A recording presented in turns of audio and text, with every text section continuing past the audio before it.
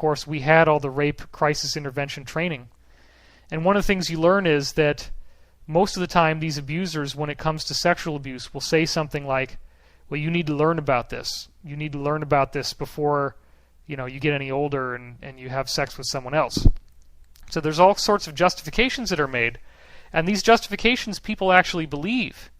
And so what they can end up doing is going through life and basically thinking that they're a good person and not really seeing the things that they've done as being bad.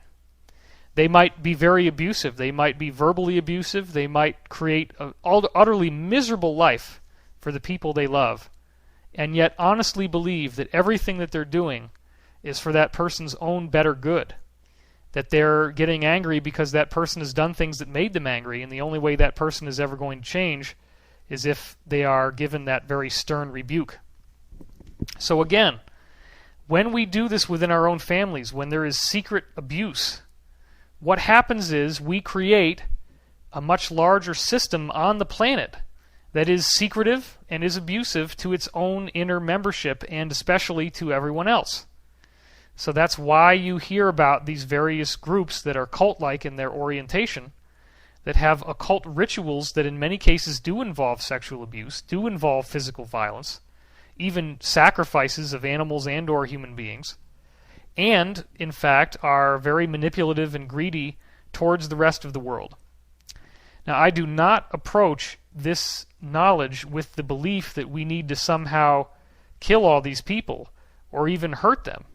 That's no different than how Hitler turned an entire country against the Jews, so that if they were aware that the Jews were being sent to concentration camps, they said, well, it's just as well. We don't want to deal with these people in our own lives. I do not feel that we need to mobilize against the so-called Illuminati and take anyone who has ever been in this group as someone who's automatically tarred and feathered as evil and negative. That's a very, very ignorant approach. The fact of the matter is that we're all living together on this planet. And it is my understanding, and I've spoken to many of these people myself, that more and more people within this group don't want to play along with what the group is doing. They don't believe it. They don't like it. They don't want to hurt people. They certainly do not ascribe significance to the genocidal aspirations that these groups have. They would like to see this knowledge that they possess be shared. They would like to see it go out more into the open, because in truth, it's the right time now. It's the right time for the ancient mystery school teachings to be revealed. That's what was supposed to happen all along. It was always part of the plan that we would get to a point where all of these things would be revealed. Similarly, people that are part of the UFO cover-up do not want to keep it secret anymore. They would like the truth to come out. All of the major world leaders know that this is true. Many of them have seen actual hard evidence that UFOs exist, so there's no question in their minds. And you're seeing more and more stuff happening. In fact, you may have noticed this past week a new video that's come out from Russia where there was a giant ring of light in the sky over Russia, and it's been filmed and it was talked about on mainstream media. Well, I can tell you that that ring was not a UFO. It was likely caused by Russian torsion field devices, which are capable of creating rings of light in the atmosphere just like that you saw. The reason why they're doing this, I feel, is that everyone is pushing towards disclosure becoming real. Everyone wants to see that tipping point that is reached where we know that this is true. And that is what President Obama is trying to do. Whether or not he's going to be able to pull this off, I have no idea. So again, I want to make that point clear. We do not know if disclosure will actually happen before the end of this year.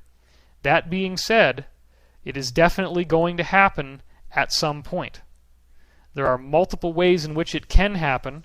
I've seen all the evidence about those different things. I have actually been privy to information which I'm not allowed to share that has given me more than enough evidence to show me that this is really going to happen. Now that's another thing that I was criticized about. Someone sent me a very vitriolic email saying that I'm giving power to the shadow by not telling everything that I know from these inside whistleblowers. Let me make a point on that too. The fact of the matter is that in order to gain trust from people who have worked on the inside, there are certain things that you have to keep confidential. Furthermore, by keeping certain things confidential, I have a criteria with which to know whether someone else is actually telling me the truth or is just reading stuff on the internet and trying to pretend that they were involved in some sort of secret project. By holding back certain pieces of information, you can understand that when someone comes to you and has those pieces, that they're obviously drawing from the same source. I have been able to put together clues that span well over 10 years of time. And when you start getting all these different pieces over a decade of study, it's actually more than that. It's more like 15 years that I've really been researching all this stuff. You find one piece here, one piece there, something you might have read years ago suddenly comes back, and it's just so unlikely as to be impossible that any of this stuff is fundamentally being faked. Now, granted, some of it can be faked, so I want to rephrase that sentence. But the underlying truth that we're not alone, the underlying truth that multiple human groups are visiting us, that is indisputable. Remember that if even one UFO sighting is not swamp gas, then we absolutely know that we are not alone and that at least one group is visiting us.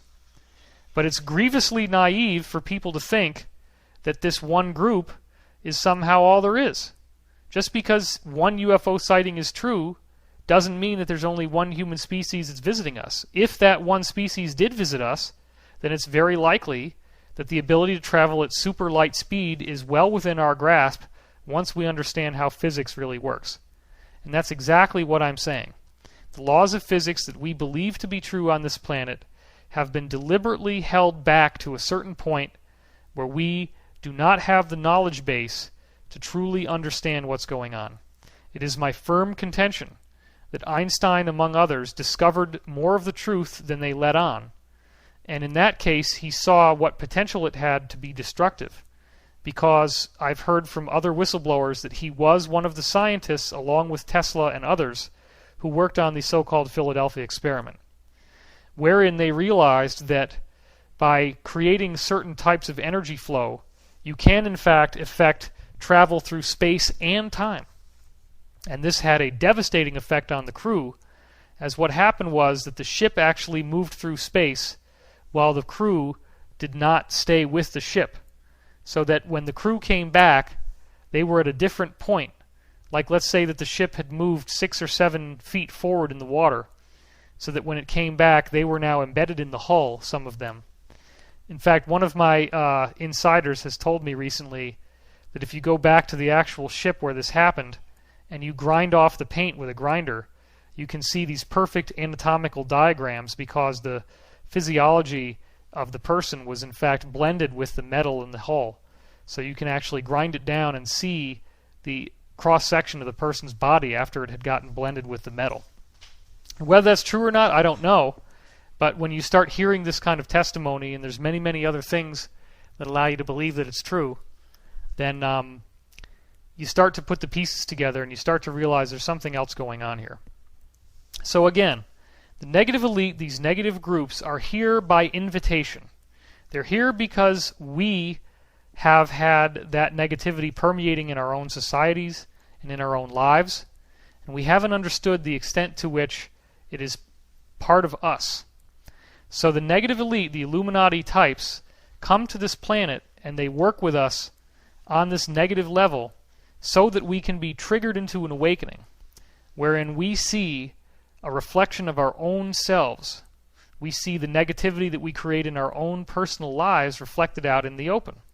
We see the lack of abundance. We see the scarcity. We see the feelings that we don't have enough. So let me point something out to you. These groups only exist in shadow.